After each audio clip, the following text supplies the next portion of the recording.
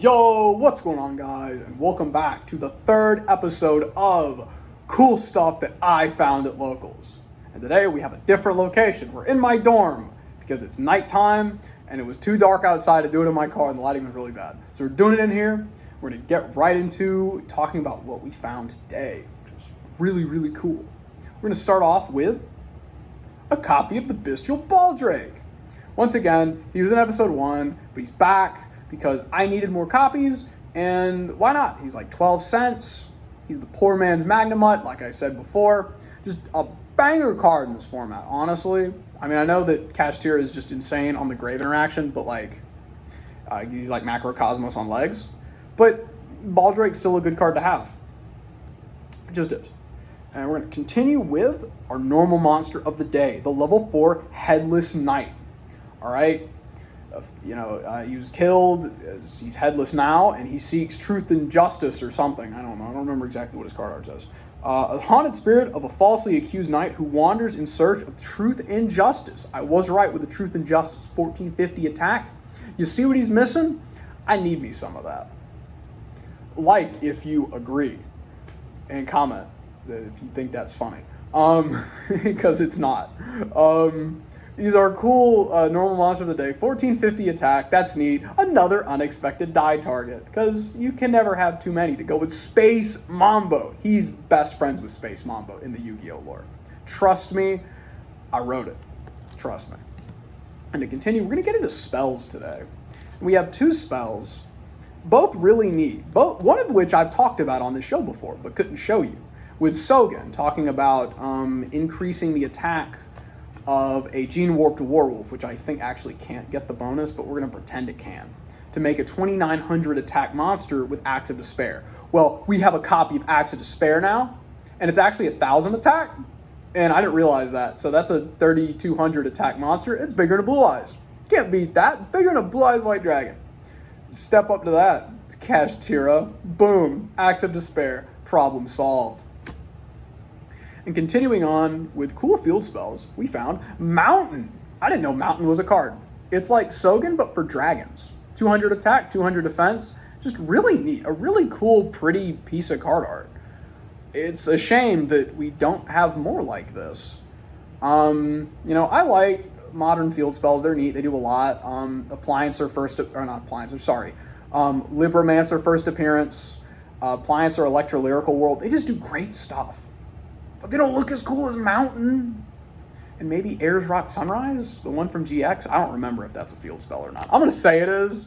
And if it isn't, I don't know, somebody correct me in the comments. And continuing on, we're getting into, I believe, extra deck monsters. That it is. With the Link one, Link Spider, which I needed for my weird synchro pile. Because sometimes I need to get another normal monster on the field. And Link Spider is the best way to do that. Pardon me. The best way to do that off of unexpected die. He's also just good in, he's good in a lot of stuff. A lot of minor link strategies with parallel exceed and whatnot to capitalize on those normal monsters and unexpected dies that you need gas in the deck. Link Spider gets you there. And we're going to continue with a funny card. The Terror of the Act Man and Yugi Boomers everywhere. Cyber's Clock Dragon. Look at all that text. Look at all that. That's like, over half of this is, I believe, a condition for his summon. But, yeah, I bought it because it was funny. I can't even make this. I don't believe I own any copies of Clock Wyvern. I might in a box somewhere. And if it is, I'll maybe make like a funny combo video where I cheese it out or something. I don't know. But it's pretty neat.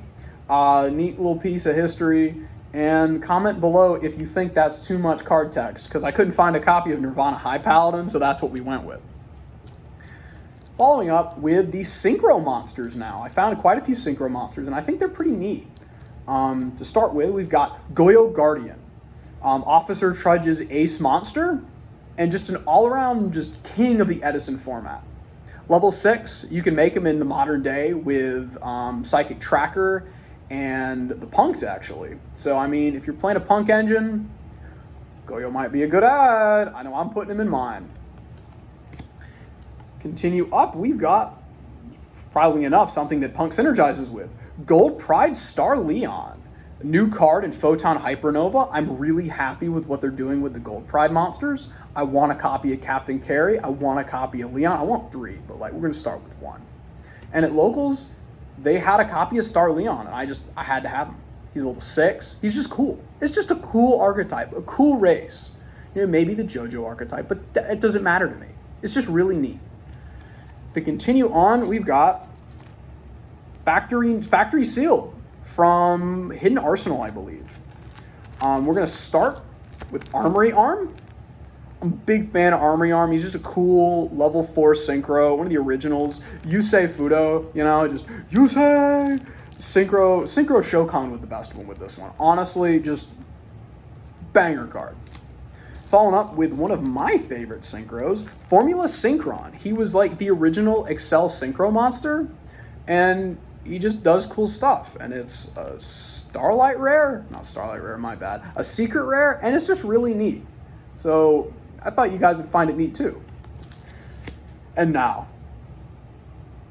I finished the collection. The Piece de Resistance. Truly the best. I'm one of the strongest duelists in the world now, if not the strongest duelist.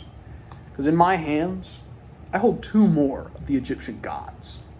We have Obelisk, the Tormentor. So powerful and mighty, he can't be touched by your card. He can't be targeted with your cards or effects. He can't. And the back of the card is blue. That's so neat. It's just amazing. You know, and one Egyptian god is trouble. It really is. But what's worse than one Egyptian god? 2. Slifer, the Sky Dragon. Just insane cards, all right? I now have Ra, Slifer, and Obelisk. Unbeatable in any duel. But those are the pulls. Let me know what you thought was neat in the comments down below, and let me know if there's something that you might want to see me do with Yu-Gi-Oh! In the future. Or with Sonic, because this is also a Sonic channel. I just don't post too much Sonic because I don't know what to make. Thank you for watching. Have a wonderful day. God loves you, I love you, and keep it real.